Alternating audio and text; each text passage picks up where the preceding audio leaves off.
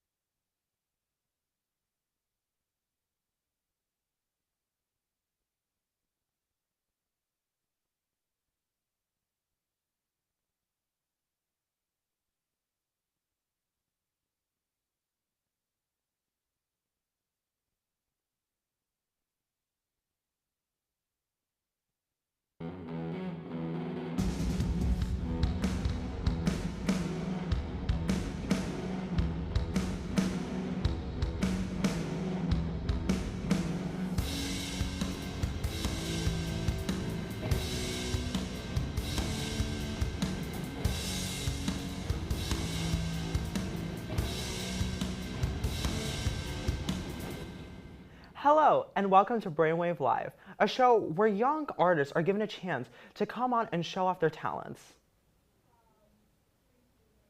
First off, I would love for everyone to give a warm welcome to a band that is sure to bite your head off, the Bandroom Sharks.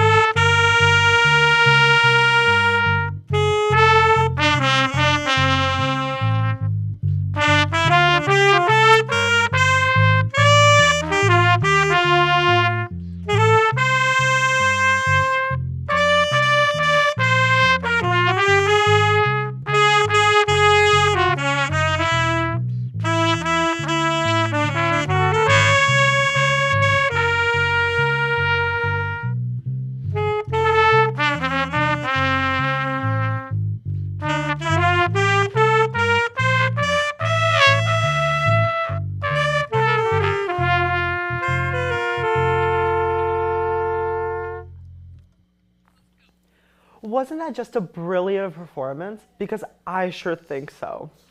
Next, I have the absolute most pleasure to interview my next guest, Alice, who is going to be talking about the Brookline housing policy. Hi, Alice. How are you doing today? I'm good. Thank you so much for having me, Briar. Of course, anytime. So, Alice, can you tell me about what this affordable housing policy is? Yeah, okay. So I'm working on something called an affordable housing overlay district.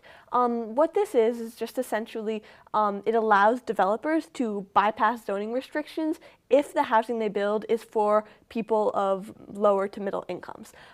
So for example, let's say some area was single family zoned, so there was like an acre of land, you can only build one house with one family living there. What this says is, if this passed, that a developer come in and say, okay, multiple families can live on this plot of land, but all these families need to make below a certain income threshold. All these, or households, doesn't have to be families.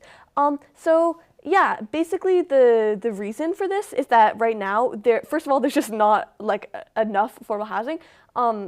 But also this makes it financially feasible for this affordable housing to be built, because if you're just, land is so expensive in Brookline, and Brookline has very strict zoning requirements compared to other areas. So like basically, it's just saying if you had this area of land, if you could just have more units, that's more financially feasible for private nonprofit developers to create housing that is affordable to people all across the income spectrum. Wow, well, that was very, very insightful.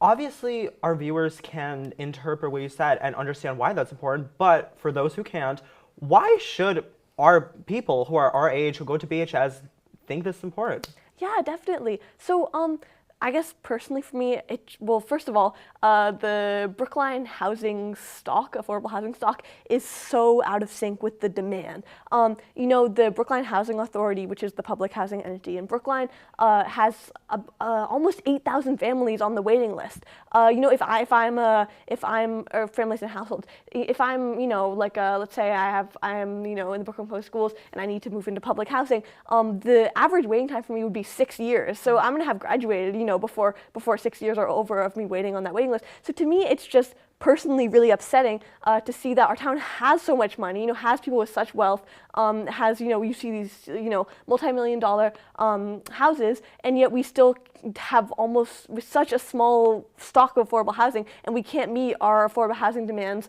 like at all. And so this is why I don't think that an affordable housing overlay district is going to be an end-all be-all solution, but I think it's a tool to actually make some change and create more units. You know, Cambridge passed an affordable housing overlay last year. Yeah, it's awesome. And they're our neighbor. And in less than a year, they had like more than 300 new units approved to move affordable units, and I think much more have been approved since then. So like if we get that in a period of multiple years, that would be such a big difference. And I think the reason that like individuals should care, you know, people in the schools, is also like first of all, this impacts everyone, no matter what income you're at, and also like this is who you're going to school with, you know. So I think that's like really important. You're not going to be in a more if we don't have if our housing continues to be so not in sync with the demand, you're not going to be in like a socioeconomically diverse school system, which I think is like important. And also like, you know, it might be hard for you, even if your parents make money, to be able to move back to Brookline when you're older because of our, you know, insane housing prices. So I think those are just a few. I mean, there's so many reasons, but those are just a few reasons. I think it's really important to be considering all the possible tools we have. Wow. After that, I really genuinely could not imagine how somebody wouldn't want to get involved. So, Alice, how can someone get involved? Yes, totally. So there's tons of organizations in the greater area to get involved, and specifically on this affordable housing overlay project, you can reach out to ahobrookline@gmail.com and just say you'd like to get involved in this or in the broader housing justice effort in Brookline, and we'll try to get back to you as soon as possible and let you know, yeah, how you can get plugged in. Yeah. Wow, thank you so much, Alice, for coming on. This is such an important topic, and I'm just so happy that I had the pleasure to talk to you about it. Thank you so much. Well, next up, we have a documentary by the Brainwave crew on the local hip-hop scene. Yo, what's up? I'm Mocha, co-founder of Heartbreak Records, and today I'm just going to be telling my story and how it came to be.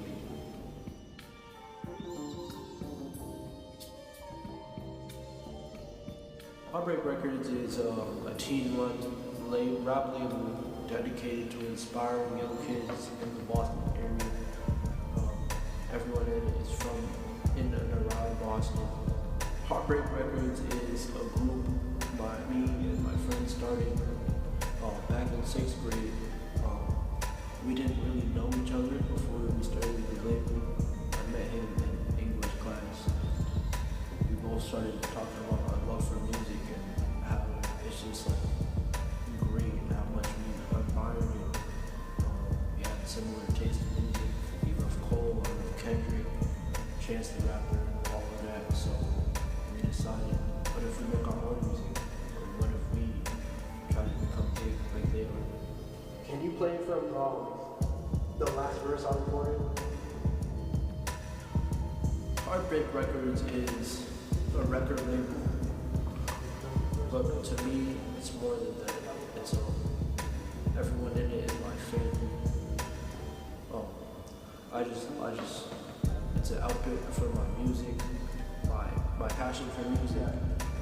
I'm gonna do the trip part, like, I'm gonna be like, trip! Would that be hard? No. That's gonna. Go pray for your trip, my nigga. Please don't stop.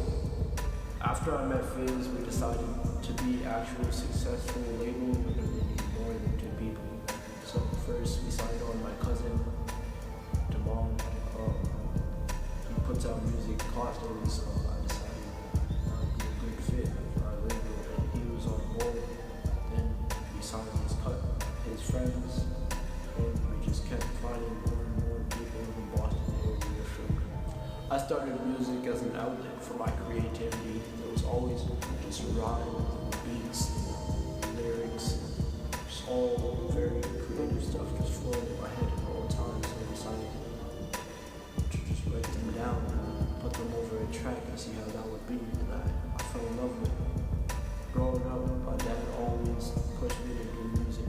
He loves music, reggae, soca in particular. But for me, I'm American.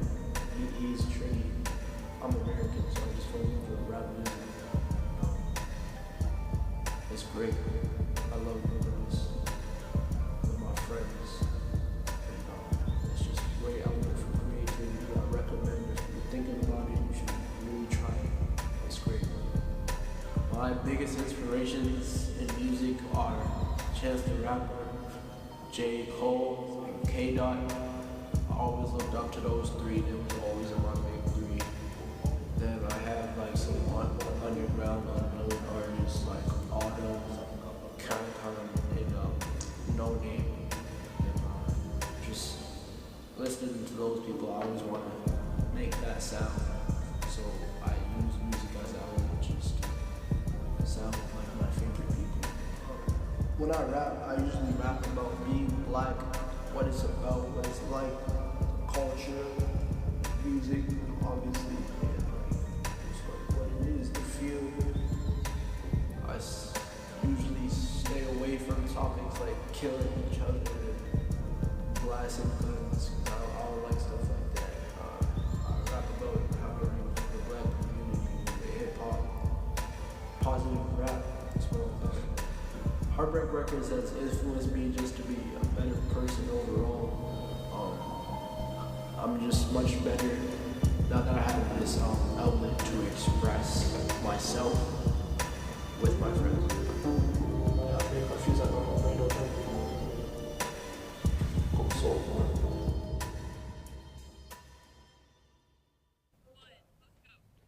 What an amazing project that was. Next, I have a guest named Haven Montgomery performing 2 original poems. This is Obligations of Your Love. You bite off more than you can chew because you're choking on your tongue. You need to learn to talk without it. The world doesn't stop spinning when you get dizzy. You can't stop running when you scrape your knees. Feel the dirt of the earth grind inside your bones through blood and skin. You can't scrub away hands and eyes burning, imprinting. Don't touch me. Free yourself with your voice. Don't stay quiet. Learn to rest, not to sleep. Don't be scared of the ocean simply because it is deep. When you're small, you must grow until you can't fit into the metal container you've been shoved into. Trust me, you want this, even if you don't know it yet, even if you thought you would, even if you mistake the love for the touch of hate. I know you must think you are clean now, but later you will feel dirty. You can't clean away the thought of drowning, flooding into a child's lungs in front of everybody, but didn't it already? Learn to yell now because you won't have the choice later. Learn to be quiet too, spewing out too many words you can't sweep up because I know you're scared of vomit. Blood from your heart is leaking to your knuckles, that is why they are bloody. You tell yourself shattered mirrors and storage units, stop. Missing what doesn't miss you back. Stop spitting and swallow your pride and your hurt, and for the love of God, learn to stand up straight. Stand in front of the mirror and ask if you are pretty. Put on makeup, lingering on your fingers still, messages to him and him and him. Watch makeup tutorials that teach how to die. If you don't feel pretty, you don't feel alive. Learn to contour your nose to the trend. Learn to sew just enough of what is there, and learn to cover just enough of what is. Lick the shiny paper of magazine tasting of skinniness and perfume samples. Stop eating compliments before you starve. When you chew bullets, spit out fire, not apologies. Fix your makeup in the face of misery. Reapply your lip gloss in just enough coats to hold just enough together. Notice how the taste of lipstick becomes savory. Teach yourself to be what you need for moments when you'll see yourself, reflecting in a little girl's hazel eyes, asking you, am I pretty? Tell her she is perfect. Or, tell her that she's always loved her hair and that her body is for her and for no one else. Repeat your beauty is to please yourself. One will be easy. One will be the truth. Either way, you'll speak to yourself as a piece of you still stands stuck in front of that mirror, a little girl asking, am I pretty?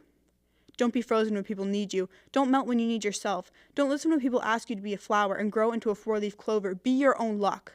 Be your own beauty. I begged you to tell the truth to yourself. When everything spins out of control, ground yourself with honesty, please. You are perfect. You are a liar. This next piece is called Reflections. I need you, I need you, I need you, I need you. It's summertime and suicide. We're trudging at the bottom of the pool with winter coats and spring bouquets. I need you, I need you, I need you, I need you to rip away to make myself easier, lighter so I can breathe, so at least the sun can kiss my cheeks, devour me with sunburns, so I can peel myself back, back, back. Buds begin to grow out of me, roses' thorns tear away my tissue. The sun keeps feeding and I keep watering until I'm soaked with rose red blood. I need you, I need you, I need you, I need you. Fix me, please, fix me. I'm not going to be like this forever. I'm open and I'm here. Pull me out, please. Look at me, look at who I am. Remember what I've gave, 11 in a far locked room, asking questions, judging, looking into my eyes. Am I perfect? For you, I could be, I could be, I could be. There's a gun to my head. I feel hot. It feels perfect. The bullet aviates through my skull, rattling into my lungs. I have this cough now, thick and sharp. It happens when I breathe wrong and I think a little too much about inhale, exhale, inhale, exhale. I hate it. I hate you, you're a liar, but I am too. You knew I was turning myself inside out, laying across the dinner table displayed. You knew I was drowning in thick copper metal, crushed and smashed. I hate you, I hate you, I hate you. I hate that reflections won't stop lying straight to me. I wish I wasn't so scared all the time. I wish I was taller, stronger, faster, smarter. I wish I hadn't wished I was prettier. I wished I was perfect, and suddenly a golden necklace slipped from my hand and into yours. You crushed it. It was my favorite. From a jewelry box I got in 3rd grade. Laughing? Show yourself, Gold Charge chant. We're already gone, so show yourself.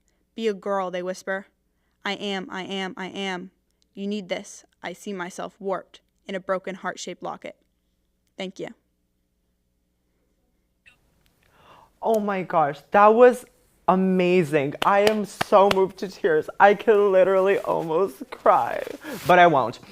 Well, that wraps up the show for today. Thank you so much to our amazing crew and amazing performers who showed us all their talents today. If you feel motivated or inspired to do something similar, whether that be work for us on our amazing crew or show off a talent, please email us at info@brooklineinteractive.org. Thank you.